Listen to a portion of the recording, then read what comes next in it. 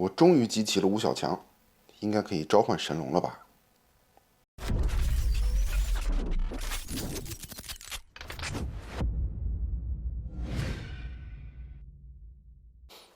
交时间之际，有网络同好记摩安生活。大家好，欢迎收看本期教记。在一路跟我走过来的很多同好呢，都知道我是新机动战机高达 W 的粉丝，但是呢，我却一直没有做到一个粉丝应该做的事情，就是集齐吴小强。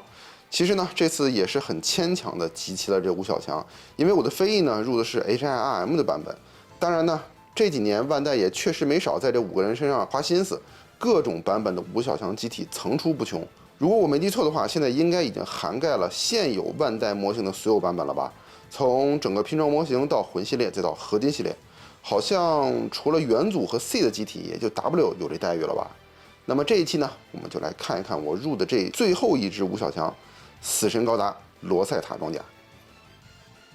这套装甲的翻译呢，有的地方称之为罗塞塔装甲，有的地方称之为罗塞特装甲。为了避免引起歧义呢，我在这里便解释一下。之后呢，我是会以我个人的这个习惯称之为罗塞塔装甲。这款死神的罗塞塔装甲呢，是出自高达 W 的漫画《失败者的荣光》里的，但是呢，里面的机体的人气却不如 EW 电影版的人气高，但基本呢已经是盖过了 TV 版中的机体了。这部死神的罗塞塔装甲呢，跟其他几部机体的设计思路是大同小异的，也就是原机设加上一个特殊装备。当然呢，让万代也以 PB 的形式又圈了一波钱。只不过神龙、沙漠、重装这3部机体是以 TV 版的模型为主，在其基础上加装了特殊的装甲而得到的。但飞翼和死神则是基本上做了重新的一番设计，但其实呢，也应该算是一番拼搭吧。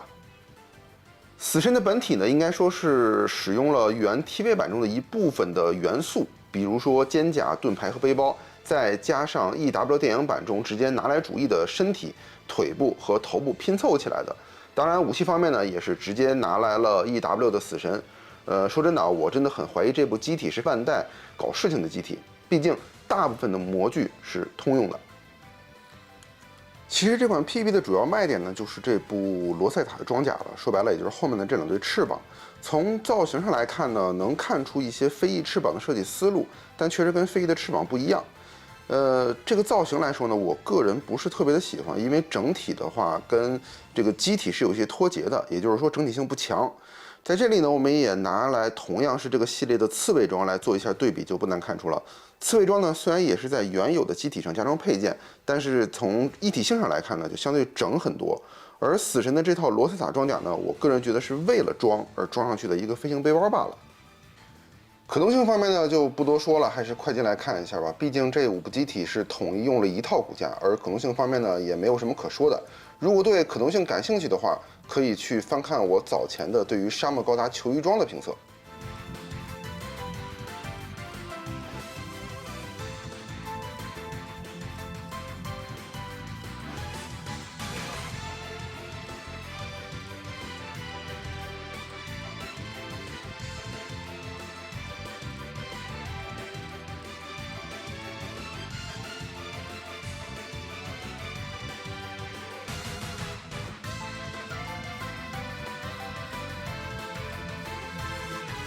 配件的可动性方面呢，镰刀是没有任何可动设计的，不像 TV 版中后期死神的双光镰的那个头部有旋转的可动，而盾牌的可动呢，也只有前端部分的开合可动，并且给出了齿轮的这种联动效果，也并没有给出我们很大的可动惊喜。可动的重点呢，自然还是要放到这个罗塞塔的装甲上。罗塞塔装甲的可动呢，是有2个地方，一个是中段的旋转和一个拉伸的可动机构，再一个呢就是下端，这里